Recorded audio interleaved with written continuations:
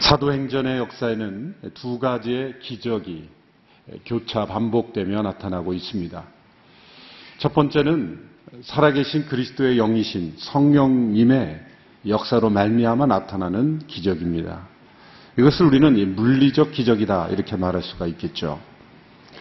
태어나면서부터 한 번도 걸어보지 못한 사람이 걷게 되는 기적입니다. 또한 아나니아 삽비라가 거짓 가운데 있었을 때 갑자기 죽게 되는 것 또한 기적이죠. 베드로가 감옥에 갇혀 있을 때 천사의 도움을 통해서 극적으로 그 감옥으로부터 나오게 되는 것, 이것 또한 기적입니다. 더러운 귀신들이 떠나가고 그리고 많은 질병들이, 환자들이, 또 장애인들이 고침을 받게 되는 것, 이것이 사도행전에 나타난 물리적 기적들이다 이렇게 말할 수가 있습니다. 또 한 종류의 기적은 살아계신 그리스도의 말씀이 성령 충만한 성도들을 통해서 전해짐으로 인해서 사람들의 삶이 변하게 되는 기적입니다. 존 라일이라는 청교도 목사님은 이러한 변화를 가리켜 도덕적 기적이다 그런 표현을 썼습니다. 도덕이라는 단어와 기적이라는 단어가 서로 연결되는 것 같지 않지만 진정한 기적은 삶이 변하는, 사람의 내면이 변화돼서 새로운 삶을, 새 생명의 삶을 사는 것이 기적이라는 것이죠. 사도행전 2장을 보면 믿는 사람들이 함께 모여 자기의 것을 자기의 소유로 여기지 않고 필요를 따라 나누어주는 그런 나눔의 기적, 이 도덕적 기적입니다. 예루살렘에 있는 성도들이 기근으로 인해서, 로마 제국 전역의 기근에 인해서 가장 어려움에 처해 있던 예루살렘의 가난한 성도들을 위해서 그 당시에 믿는 여러 교회들이 함께 헌금해서 지원하는 이 나눔의 기적. 또한 한 영혼의 성품에 나타나는 기적도 나타납니다. 스데반 집사님이 복음을 전했습니다. 진리를 전했습니다. 역사 속에 살아계신 하나님의 역사를 간증했습니다. 그 결과 수많은 돌이 날라왔죠. 자신을 돌로 치는 그 수많은 사람들 앞에서 스데반 집사님은 천사의 얼굴을 했을 뿐만 아니라 그들을 용서하며 죽었습니다. 주여 저들의 죄를 저들에게 돌리지 마시옵소서. 자신을 돌로 치는 사람들 앞에서 그들에게 용서를 구하며 죽을 수 있는 사람이 과연 누가 있을까? 기적입니다. 그 스데반 집사님 안에 성령의 충만한 감동이 임함으로 인해서 일어난 도덕적 기적이다. 이렇게 말할 수가 있는 것입니다. 사도행전 이후에도 하나님의 말씀은 수천 년 동안 수많은 사람들에게 도덕적 기적을 일으켰습니다. 방탕한 사람이 온전한 삶을 살게 되고 성격이 불같은 사람이 온순하게 되고 세속적인 삶을 살던 사람이 하늘의 뜻과 하나님 나라를 구하는 그런 삶을 살게 되었습니다.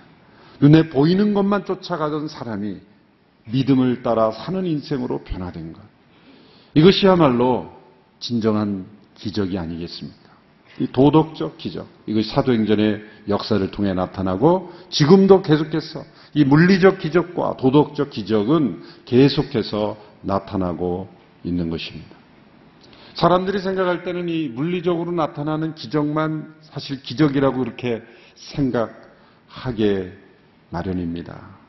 하나님 편에서 보면 어떤 기적이 더 쉬울까요? 물론 전능하신 하나님 앞에 어느 것이 쉽냐 어렵냐 이렇게 말하는 것 자체가 모순입니다만은 곰곰이 생각해 보면 그 대상이 원하건 원하진 않건 간에 하나님께서 작정하시면 일으키시는 그런 기적은 물리적 기적일 겁니다. 그런데 사람 안에 일어나는 도덕적 기적은 사람이 자유의지가 있기 때문에 반항할 수가 있어요. 그래서 하나님께 어렵다기보다는 조금 더 시간이 걸릴 수 있다. 하나님께서 인격적으로 우리를 대하시기 때문에 사람들의 자유의지로 말씀을 듣지만 듣지 않은 척하고 알지만 받아들이지 않고 또 알려고 하지도 않고 이 도덕적 기적은 사람들의 반응과 함께 그리고 인격적인 복종과 순종을 통해서 이루어지는 것이기 때문에 우리가 생각할 때, 물론 하나님께는 복잡하지 않지만 우리가 생각할 때는 좀 복잡해지는 거죠. C.S. 루이스라는 문학가가 쓴 순전한 기독교, Mere Christianity라는 유명한 책이 있죠. 이 책에 보면 도덕을 세 가지 상황과 관련된다라고 정리했습니다. 첫 번째 도덕은 서로가 조화 있게 살아가는 그러한 차원과 연관이 되어 있다. 다른 사람에게 피해를 주지 않고 우리 모두가 함께 살아가고 있기 때문에 서로가 공평하고 정의롭게 살아감으로써 서로가 함께 조화를 이루는 것, 그것을 도덕과 관련지어 생각합니다. 두 번째는 다른 사람과의 관계뿐만 아니라 자기의 내면을 잘 정돈하고 조화 있게 살아가는 차원이 있다라는 것이죠. 맞는 말씀이죠. 그런데 세 번째 차원을 사람들이 잘 생각하지 않는다는 거죠. 도덕이라고 할 때는 다른 사람에게 그저 피해 주지 않는 것. 그렇다면 나는 도덕적으로 깨끗하게 살고 있다고 생각하는 거예요. 하늘 앞에서 내 개인의 삶을 볼 때도 나는 정결하게 살고 있다.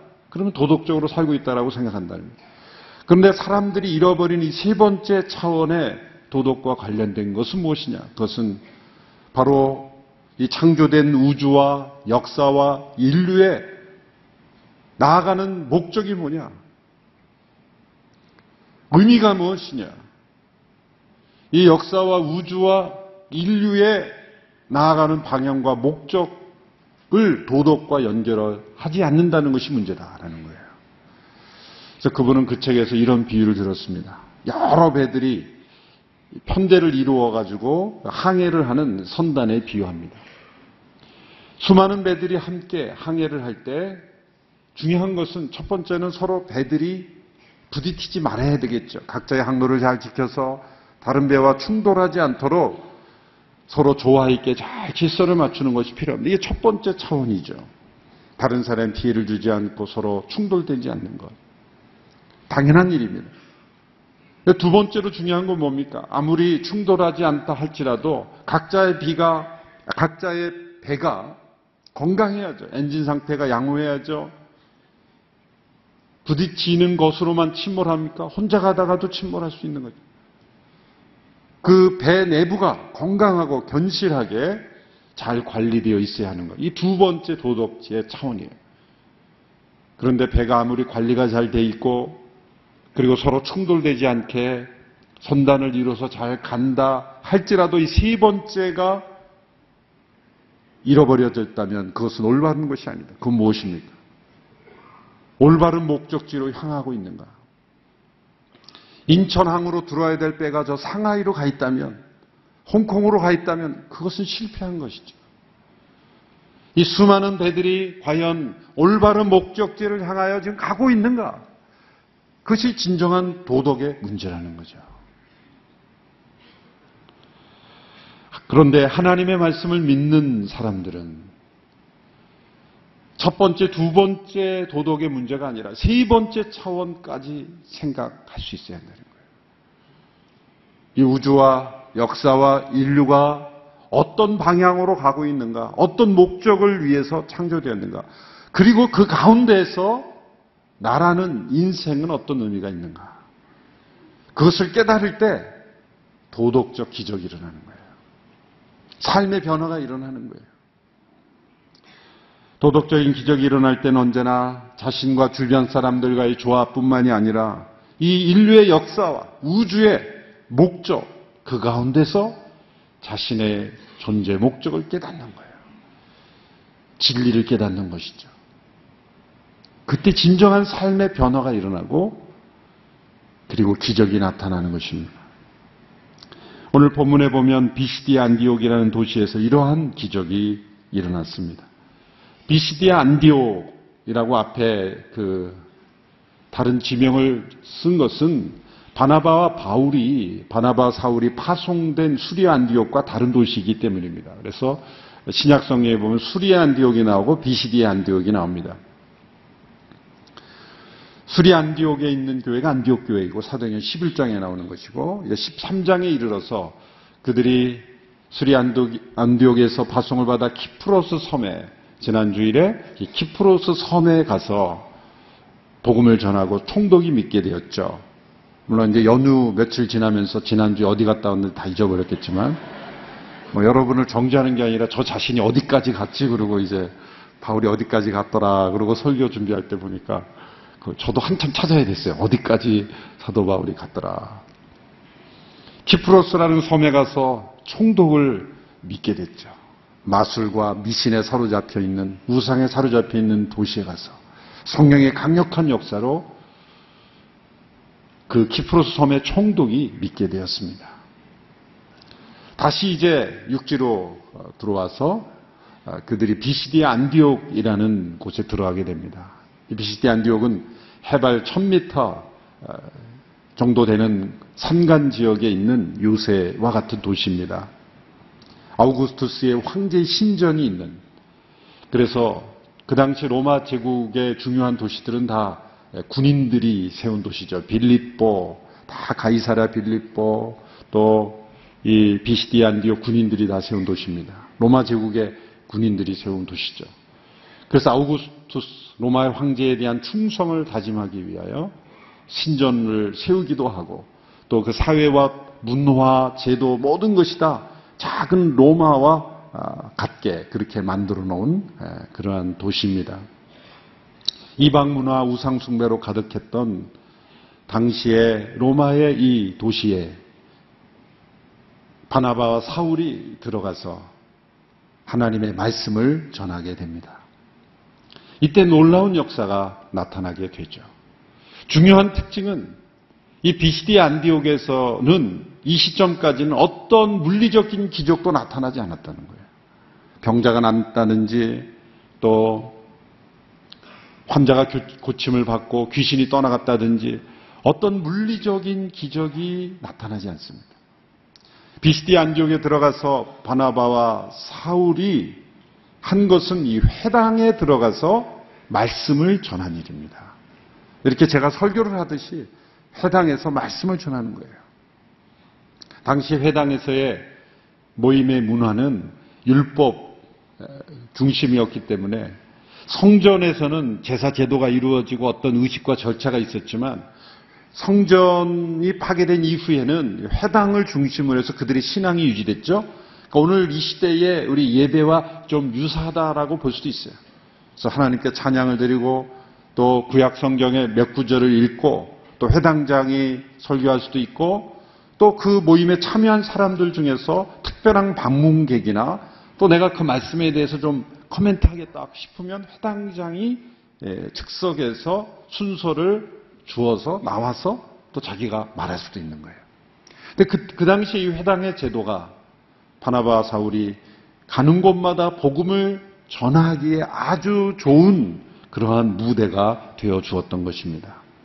그 회당의 질서만 잘 존중하면 발언할 수 있는 기회가 주어지기 때문에 하나님의 말씀을 전할 수 있는 기회가 주어지고 그 회당에 모인 회중들이 있었기 때문에 말씀을 잘 전할 수 있는 좋은 복음 전파의 기회가 되었던 거예요.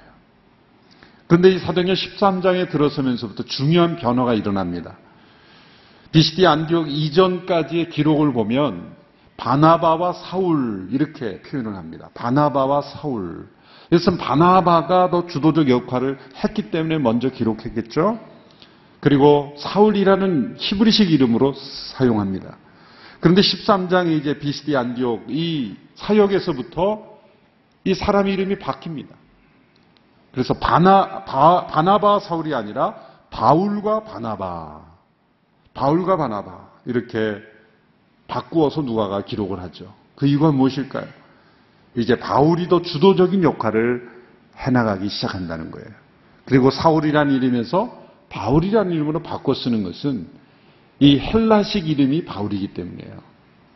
어렸을 때 그 성경 퀴즈 때 사울이 바울을 변화됐다 이렇게 저도 배웠는데 그것이 아니죠. 사울은 히브리식 이름일 뿐이고 바울은 헬라식 이름일 뿐이에요. 그래서 사도행전 후반부에 가도 사울이라는 이름이 가끔 나오기도 해요. 그것은 이름을 바꾼 게 아니라 이 대상에 따라서 히브리인들을 주로 대상할 때는 사울이라는 이름을 쓰고 또 헬라 시대의 이방인들에게 사용할 때는 바울이라는 이름을 주로 사용했다는 것을 우리는 기억할 필요가 있습니다. 이렇게 사울의 사역의 주도권이 바나바에게서 바울로 넘어왔지만 두 사람 사이에는 아무런 갈등이 없습니다. 그리고 이 비시디아 안디옥의 회당에서도 바울이 설교했습니다. 바울이 회당에서의 발언의 기회를 얻고 나가서 발언할 때 사람들은 놀랐습니다. 구약의 역사를 관통하면서 출애굽으로부터 시작해서 광야의 시대, 그리고 사울 왕, 다윗 왕, 그리고 세례 요한, 그리고 마지막 예수 그리스도에 이르기까지 구약의 역사를 관통하면서 바울은 예수 그리스도를 증거했습니다. 구약의 역사를 관통하면서 이 사도행전 13장 16절부터 41절까지의 내용이 구약 역사를 요약한 것인데, 사도행전에 보면 이 구약의 역사를 요약하면서 복음을 전하는 사례들이 몇 번 나오죠. 스데반 집사님이 바로 이러한 형태로 복음을 전했습니다. 구약의 역사를 관통하면서 아브라함으로부터 시작해서 하나님께서 어떻게 이 유대 민족을 선택하셔서 메시아를 이 민족을 통해 보내셨는지, 이제 바울도 동일한 관점에서 설교를 합니다. 유대인의 회당에 모였기 때문에, 거기에는 이방인들도 있었지만 유대교로 개종한 사람들이었기 때문에 구약의 내용을 어느 정도 잘 알고 있었던 사람들이에요. 그러니까 그 대상에 맞춰서 복음을 전한 거죠. 구약의 내용을 어느 정도 아는 사람들에게는 구약을 인용하고 구약의 역사적 사건을 통해서 설교하죠. 사도행전 17장에 가보면, 이제 몇 주 후에 우리가 살펴보겠지만, 사도행전 17장에 가보면 아레오바고 광장에 모인 이방인들, 그 사람들은 구약이 뭔지 잘 몰라요. 어느 제약회사에서 만든 약인지 구약인지 신약인지 도무지 상관없이, 그 유대교와 상관없이, 그 구약 성경과 상관없이 살아가는 사람들이기 때문에 출애굽 이야기하고 또 광야 이야기하고 그 딴 나라 이야기지 관계가 없어요. 그 사람들은 어떻게 복음을 전합니까? 구약 이야기 하지 않습니다. 종교적인, 일반적인, 그리고 문학적인, 시대적인 그러한 스토리를 통해서 바울이 사도행전 17장의 유명한 아레오바고 광장에 설교를 하게 되는 거예요. 대상에 맞게. 사도 바울이 이런 고백을 하죠. 유대에게는 유대인과 같이, 헬라에게는 헬라인과 같이, 율법 없는 자에게는 율법 없는 자와 같이, 율법 있는 자에게는 율법 있는 자와 같이 내가 되었다. 이것은 대상에 맞게 복음을 전했다는 것을 우리에게 알려주는 것이죠. 유대교회로 개종한 이방인들과 또 유대인들이 함께 모인 그 회당에서 구약의 역사를 설명하면서 강조했던 것은 무엇입니까? 집에 가서 한번 쭉 읽어보십시오. 사도행전 10장에 나오는 이 바울의 설교에 핵심적으로 반복되는 단어가 있는데, 그것은 약속대로, 약속하신 대로라는 단어입니다. 몇 구절만 제가 인용해 보겠습니다. 사도행전 13장 23절의 말씀 같이 읽어보실까요? 시작. 하나님께서는 약속하신 대로 다윗의 자손 가운데 구세주를 이스라엘에게 보내주셨는데 그 사람이 바로 예수입니다. 사도행전 13장 29절 시작. 예수에 관해 성경에 기록된 모든 말씀대로 행한 뒤 예수를 나무에서 끌어내려 무덤에 묻었습니다. 그러나 하나님께서는 죽은 사람들 가운데서 예수를 살리셨습니다. 또 32절 시작. 우리도 여러분에게 하나님께서 우리 조상들에게 약속하신 좋은 소식을 전하고자 합니다. 이게 반복되는 단어, 약속대로, 말씀대로, 예언대로 다 같은 말이죠. 바울은 예수님을 역사 속에 약속을 따라 오셨고 약속대로 그의 삶을 통해서 이루셨고 또한 다시 오실 약속이 기다리고 있다. 예수님은 자라나면서 일찍이 진리의 눈을 떠서 스스로 메시아가 되고자 결심을 하고 그 결심대로 메시아가 되는 일에 성공한 종교적 위인이 아닙니다. 일반적으로 사람들은 그렇게 생각해요.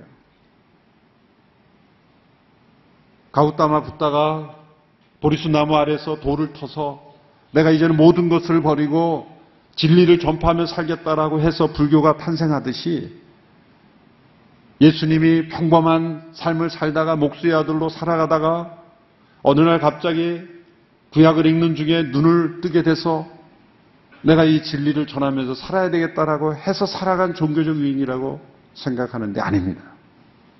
사도 바울이 강조하는 게 무엇입니까? 구약에서 약속을 따라오신 분이라는 거예요. 스스로 메시아가 되기로 결정해서 될 수 있는 것이 아닙니다. 수많은 메시아에 대한 예언들이 있는 거예요.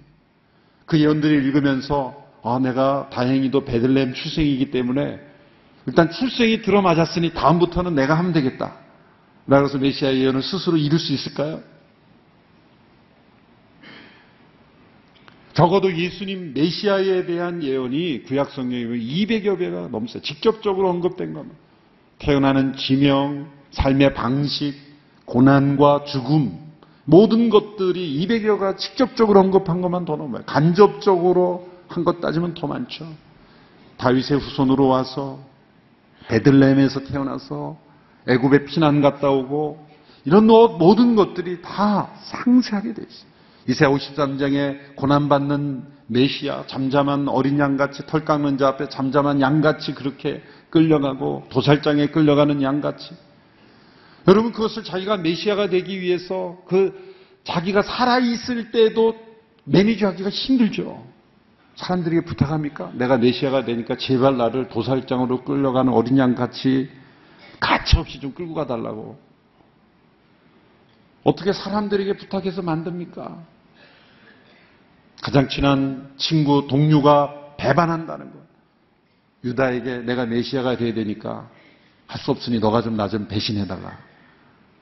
그러고 나서 자살해달라. 그리고 어떻게 부탁을 합니까? 부자의 묘실에 안치됩니다. 내가 이렇게 죽을 텐데 그 당시에 부자인 아리마대 요셉에 찾아가서 내가 죽고 난 다음에 꼭 빌라도에게 부탁해서 내 시신을 좀 빼서 당신 무덤에 좀 안치돼달라. 왜? 부자의 묘실에 안치된다고 예언되어 있기 때문에 그래야 내가 메시아가 되기 때문에 그 모든 것들을 어떻게 다 자기가 만들어서 시나리오를 짜서 진행한단 말입니다. 이 땅에 오시는 것도 불가능한 일이요. 약속을 따라오는 것도 하나님이 아니시면 될 수 없는 것이고 약속대로 삶을 사는 것도 하나님이 아니시면 이룰 수 없는 것이고 그 이후에 죽음 가운데 부활하신 모든 사건 또한 약속대로 오신 분이요 약속을 따라오신 하나님이 아니시면 이루어질 수 없는 거예요. 구약의 역사를 통해 나타난 것은 이스라엘 민족만의 역사가 아니라 온 우주의 역사가 바로 창조하신 하나님께서 인간을 구원하시기 위해서 이스라엘 민족을 먼저 택하여 주셨고 그 민족을 통해서 메시아를 보내셨고 그리고 그 민족이 이방 민족들을 구원하는 통로가 되게 하시려고 제사장 나라로 부르셨고 그러나 너희들이 예수 그리스도를 십자가에 못 박았지만 하나님은 그를 다시 살리셨다. 그렇게 예수님을 증거한 거예요. 바울이 전한 말씀은 사람들로 하여금 역사를 보는 눈을 뜨게 해준 거예요. 역사는 돌고 도는 것이 아니라 하나님께서 창조하셨고 타락한 인간을 구원하시기 위해서 역사 속에 일하고 계시고 그리고 하나님께서 역사를 심판하실 것이라는 그 역사관, 세계관, 그 보는 눈을 뜨게 해주신 것입니다. 세상 사람들과 예수님 믿는 사람들의 차이점은 무엇입니까? 예수님 믿었더니 이 세상에서 잘 됐다. 그게 차이점이 돼서는 안 돼요. 예수 믿는 사람과 세상 사람, 믿지 않는 사람과의 차이점은 역사를 보는 눈이 다른 거예요. 하나님의 말씀이 역사를 통해 주어진 이유가 뭡니까? 이 인류의 기원이 무엇이며 인류는 어디로 가고 있으며 역사는 어느 방향으로 가 있으며 어디쯤 와 있으며 역사는 어떻게 끝날 것인가? 성경은 역사를 우리에게 보여주는 거예요. 어떤 사람들은 성경을 읽을 때 가끔 마음이 울적하고 외로울 때 그냥 찾아보면 마음이 위로가 된다고 생각하고 이렇게 펴보는 분들이 있어요. 가끔 그런 수도 있어요. 그렇지만 성경을 그런 차원으로만 이해해서 읽어서는 안 돼요. 성경은 우리에게 역사를 보는 눈을 뜨게 해주는 책입니다. 어떤 분은 가끔 잠 안 올 때 필요한 책이라고 생각하고, 잠이 안 올 때 보면 참 좋다. 10분 내에 잠이 든다. 그런 수면제로 여겨지는 책이 돼서는 안 돼요. 성경을 보면 역사에 대한 눈이 떠지는 거예요. 과학자들이 인류의 기원을 어떻게 설명할 수 있습니까? 역사가들이 역사의 방향과 목적을 다 설명할 수 있습니까? 한 시대에 일어난 그 사건만을 기록했을 뿐이에요. 이 시대를 사는 역사가들은 이 시대에 일어난 일만 정리할 뿐이에요. 미래의 역사를 어떻게 씁니까? 과거에 오래전에 있었던 역사를 과거의 역사를 통해서만 해설할 뿐이지 그 시대의 역사를 어떻게 평가할 수 있습니까? 그런데 성경의 역사는 미래에 대한 예언을 하며 그 예언이 이루어졌고 또 또 다른 예언이 주어지고 또 그 역사를 통해 예언이 이루어지는 예언의 역사를 통해 하나님께서 역사를 움직이고 가고 계시다는 것을 우리에게 보여주는 역사예요. 성경을 읽으면 역사를 보는 눈이 띄시는 거예요. 아, 이 시대가 종말이 갈 것 같구나. 과거가 해석이 됩니다. 로마 제국 역사가 해석이 됩니다. 보십시오. 수많은 바벨론, 시리아, 로마 제국, 그런 모든 세속 역사에 있었던 제국들의 종말이 어떻게 됐는지, 하나님의 다니엘 시대에 기록된 예언들이 다 로마 제국에 이르기까지 다 성취됐다. 구약의 모든 예언들이 다 이루어졌어요. 이루어지지 않는 예언은 지금도 이루어지고 있습니다. 놀라운 살아있는 책이 바로 하나님의 말씀이에요. 이 말씀을 들을 때 역사를 보는 눈이 띄게지는 거예요. 그럴 때 기적이 일어나는 거예요. 여러분, 사람이 변화되는 것은 보통 우리가 어렸을 때 동화를 들으면서 이야기를 들으면서 변화가 되잖아요. 아, 나도 저렇게 살아야 되겠다. 사람은 이야기에 의존하며 살아갑니다. 어떤 결정을 내릴 때 그 결정을 내리게 하는 어떤 백그라운드에 그 배경이 이야기가 있어요. 부모님이 해준 이야기. 이 세상에 흘러가는 이야기.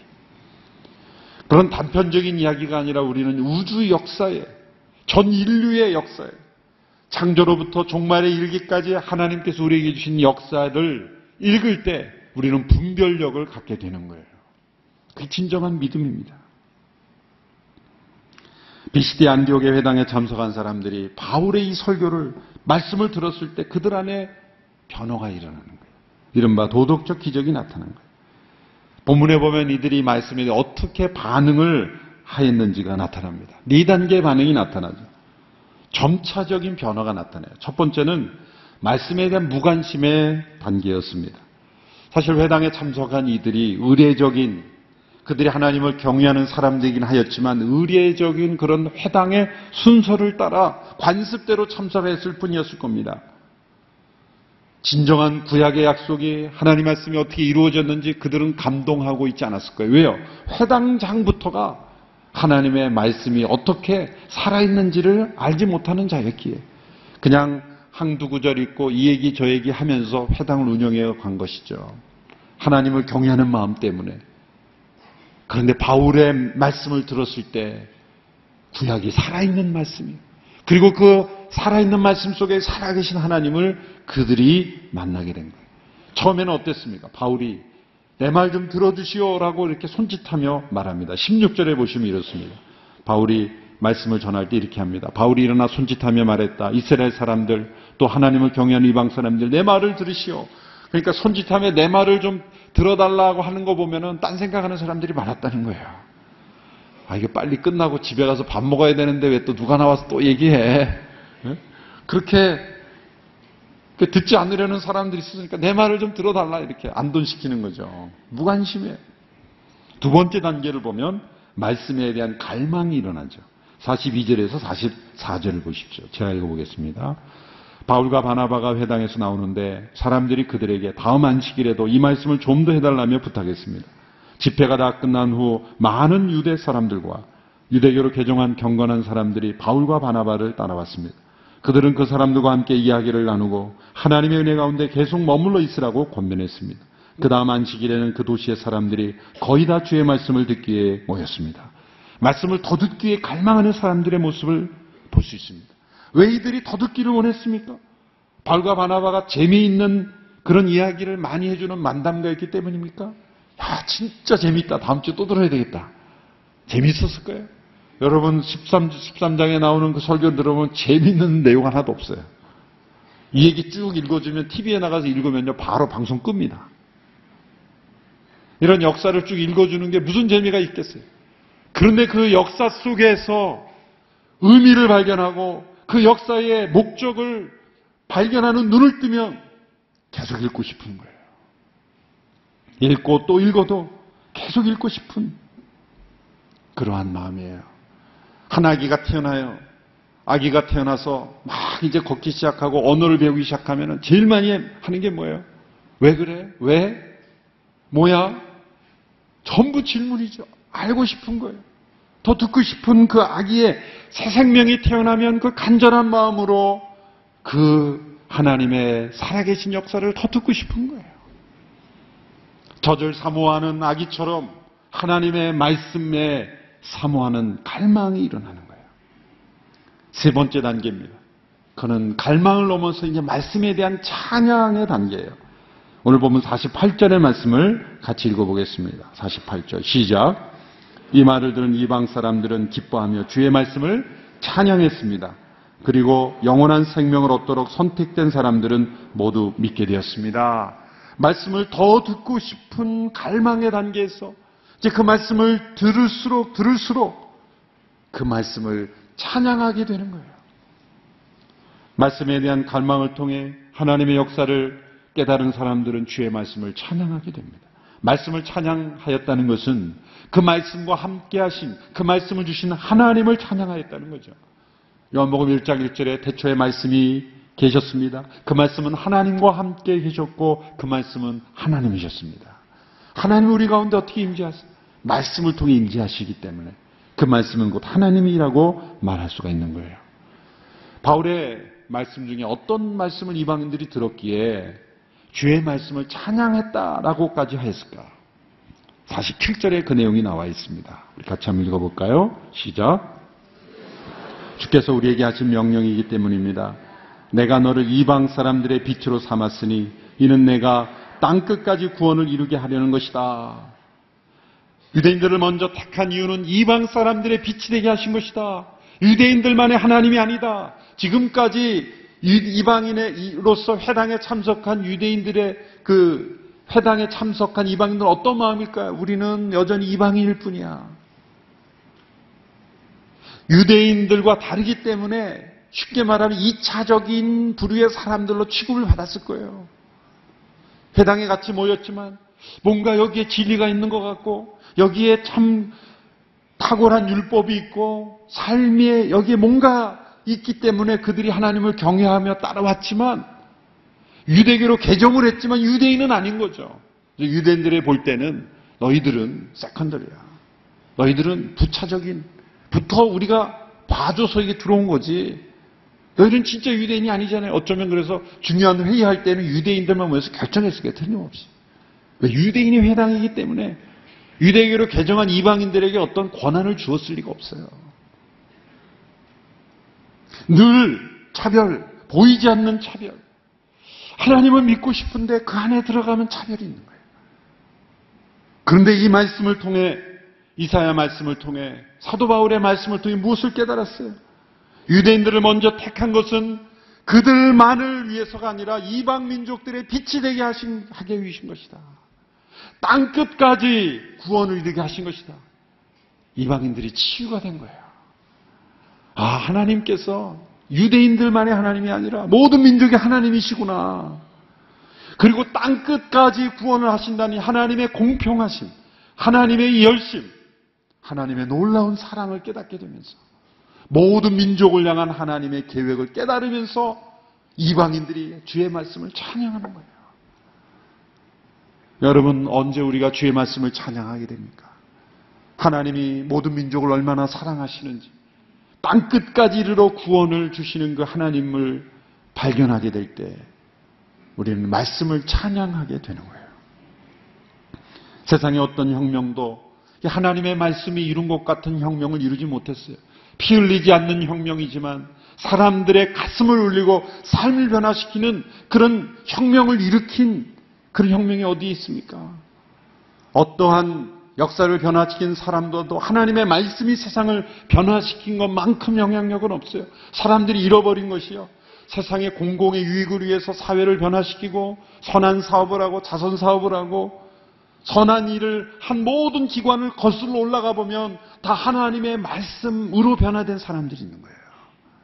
사람들이 인정하지 않아요. 어떠한 세상의 기관이나 혁명보다도 하나님의 말씀에 나타난 기적을 통해서 세상은 지금도 아름답게 살고 있는 것입니다. 네 번째로 말씀에 대한 찬양이 이루어지고 네 번째로 어떻게 됩니까? 주의 말씀이 두루 퍼졌다 그랬어요. 이것은 말씀의 통로가 되는 단계죠. 49절의 말씀을 같이 읽어보겠습니다. 시작. 그리하여 주의 말씀이 그 지방 전체에 두루 퍼졌습니다. 말씀이 두루 퍼졌다는 것은 말씀을 갈망하고 말씀을 찬양하는 이들을 통해 말씀이 확산되었다는 거죠. 하나님의 말씀의 권위가 나의 인생을 통해 우리 공동체를 통해서 확산되는 것입니다. 이것이 비시디아 안디옥에서 일어났다는 거예요. 하나님의 말씀에 대한 무관심에서 말씀을 더 듣고 싶은 갈망에서 말씀을 찬양하는 그러한 반응에서 이제는 말씀의 통로가 되는 거예요. 우리는 어느 단계에 와 있습니까? 말씀에 대한 무관심입니까? 갈망입니까? 아니면 찬양입니까? 아니면 말씀의 통로가 되는 것입니까? 참된 믿음의 사람은 말씀의 권위가 나타나서 말씀의 통로가 되는 사람이 진정한 믿음의 사람들입니다. 그것이 사도행전의 역사예요. 여러분 우리 모두가 말씀의 통로가 되는 일에게까지 이르는 그래서 주의 말씀이 두루 퍼지게 되는 그런 역사에 쓰임받는 우리 모두가 되기를 바랍니다. 이런 역사가 나타났을 때 일부 유대인들은 시기심으로 가득 찼어요. 바울이 말하는 것에 대해 반대하며 모욕을 했습니다. 이것은 말씀에 대한 어떤 해석의 문제가 아니었다는 것이 분명합니다. 마음속에 시기심이 가득 찼기 때문에 말씀이 들리지 않은 거예요. 왜 이들이 시기했을까? 여러 가지 원인이 나올 수 있어요. 일단 이들이 전한 말씀에 보면 먼저는 유대인에게 복음을 전하지만 말씀을 전하지만 그들이 받아들이지 않았기 때문에 이방인들을 향한다는 것. 유대인들만의 사고방식에 사로잡혀 있었던 선민의식에 사로잡혔던 유대인들은 반갑지가 않은 거예요. 왜? 수많은 이방인들이 비시디아 안디옥에 있는 얼마나 많은 사람이 모였는지 모르겠지만 약간 과장법을 써서 그 도시에 있는 사람이 거의 다 모였다 그랬죠. 회당이 얼마나 컸는지 모르겠지만 그 도시에 있는 사람들이 다 몰려드니 조용하게 매주마다 회당의 안식일마다 편안하게 걸어와서 조용하게 있다가 가는 근데 한 주 만에 어떻게 됐어요? 회당에 앉을 자리가 없이 메어진 거예요. 복잡한 게 싫은 거예요. 왜 이렇게 사람들이 많이 모여? 귀찮아. 어떤 말씀이 전해지고 사람들이 어떻게 반응했는지는 관계가 없어요.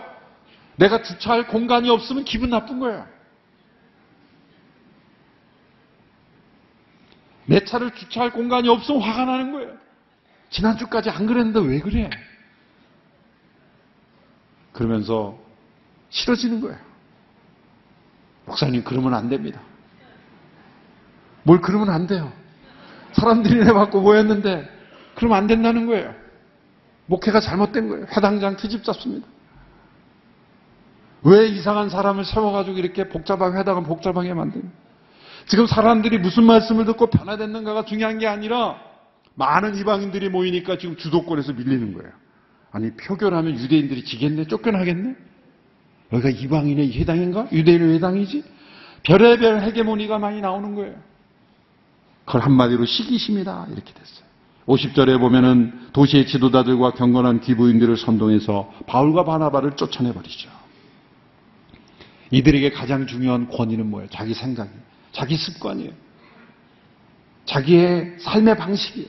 하나님의 말씀의 권위가 아니라 자기 자신의 생각과 삶의 방식이 권위가 되어 있는 거예요.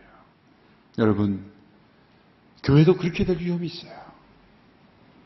사람들의 말씀을 듣고 얼마나 변화됐는가 보다는 나의 권위가 얼마나 작용하는가. 그게 더 중요할 때 하나님의 말씀의 권위가 살아있는 공동체가 아니라 자기 자신의 권위가 살아있는 것이 될 때 이런 모습이 될 수 있다는 거예요.